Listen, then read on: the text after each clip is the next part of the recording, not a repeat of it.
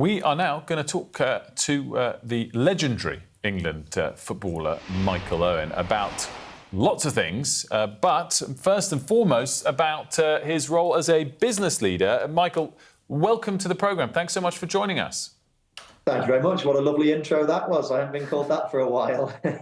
Well, I don't know why not. I mean, I guess your colleagues, when you're doing the TV, aren't you become rivals, I guess, with them in the banter stakes. Let's talk about the business you founded, which is Manor House Stables. Talk us about how you kind of transitioned from football life to business life, and how difficult that transition was initially.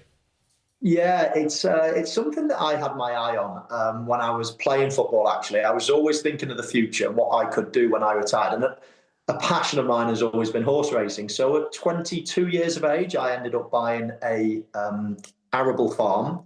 And over the last 24 years, converted it in the initial stage and then tried to grow a business in horse racing. We started off with about 10 horses. They were all mine. So I was basically out of one pocket into the other. But I just knew that this was my passion and it was going to be my passion for life. And I thought it'd be fantastic to retire from football and go into a business that you jump out of bed every morning, you get excited about going to work. So I started that about 24 years ago, and fast forward 24 years, we're now training over 140 thoroughbreds for a lot of people that you will have heard of, a lot of famous people around the world, a lot of passionate horse owners. I never thought it'd be this big or this successful, but obviously with that comes problems and great things as well. Don't get me wrong, this is not a sob story. This is it's fantastic. It's absolutely everything I want to do. But there's a lot to learn, let's say, after kicking a bag of air around for a while. Now it's trying to learn about business on the hop is quite difficult. Yeah, it's interesting because, look, we talked to a lot of businesses on the programme, and almost to a man and a woman, they say times are really, really tough at the minute. And I just wondered if you wanted to reflect a little bit about, some of the challenges that you see and the kind of help that you think would be valuable for business owners like yourself. Yeah, absolutely. I mean, I've always tried to keep abreast of what's happening around the business. Obviously, we're employing over 50 people here at Manor House Stables, lots of, riders, but there's ground staff, there's all kinds of people that are employed. And it just feels like every few months, every year, there's another punch on the nose. Costs are going up, whether that's feed, whether that's bedding, whether that's staff costs. We're here as well talking about mobile data and how much of a leakage that can cause businesses as well.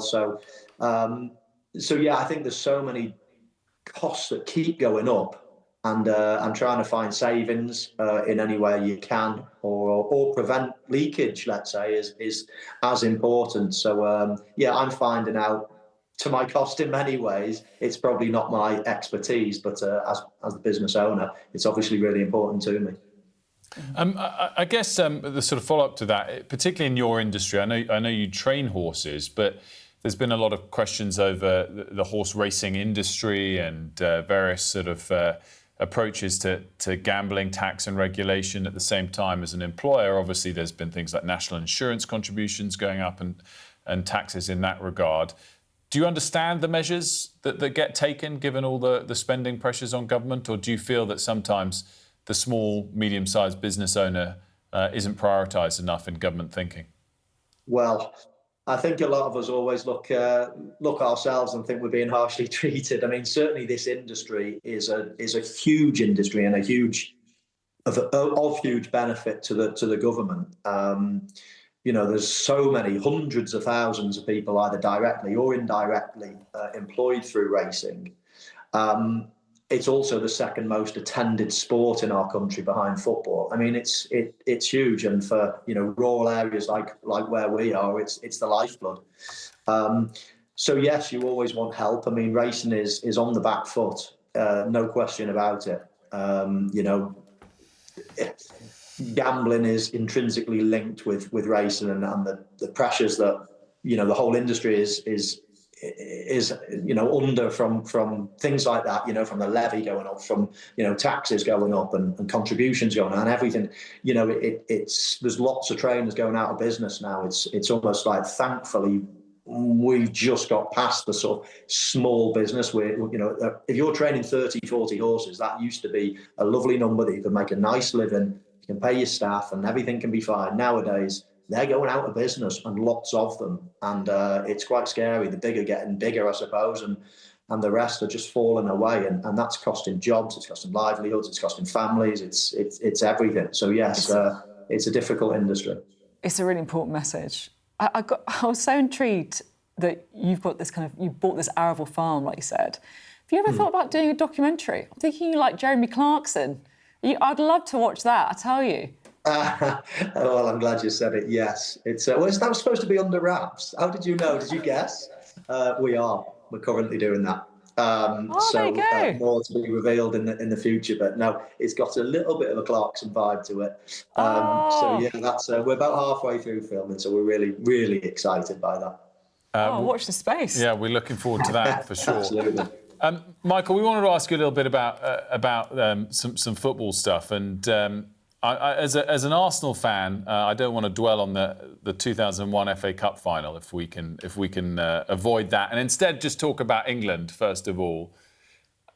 What are our chances? I mean, Sophie sort of keeps me in check on this because I'm kind of a bit ahead of myself. He's way ahead of himself. I think we're going to win. I think we are.